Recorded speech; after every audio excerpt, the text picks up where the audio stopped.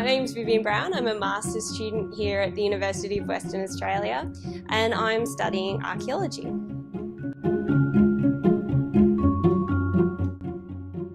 Okay, so a little bit of background about myself. I grew up in a small country town called Kununurra, which is up near the Northern Territory border.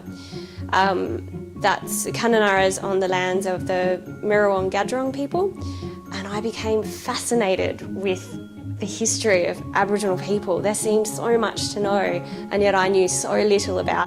Okay, so when it came time to decide where to study university, it was a pretty easy choice. UWA is obviously one of the more prestigious universities in WA, but it's also the only one that has a course in archaeology. So when I finished my undergraduate degree here at UWA, I was lucky enough to get a job as a consultant archaeologist working up for the mining industry and things like that. So I got to travel all over WA and it was a fantastic experience, but after 7 years I really wanted to use my brain again. I wanted to come back and learn some more.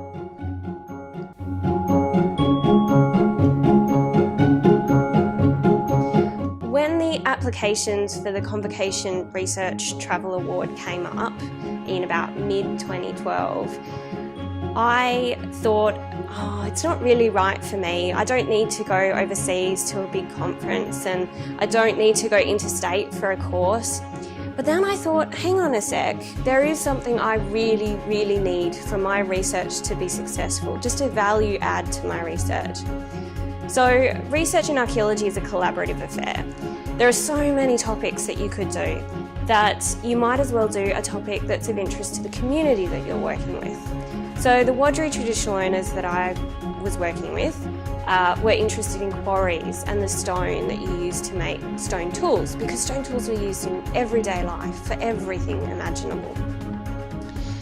So I had gone out into the field prior to my research and talked to them about it, and during my research I'd gone on field work, so I'd had another opportunity. But I wasn't sure that I was going to have a good opportunity to talk to them about my results. What did it all mean? How did it all come together?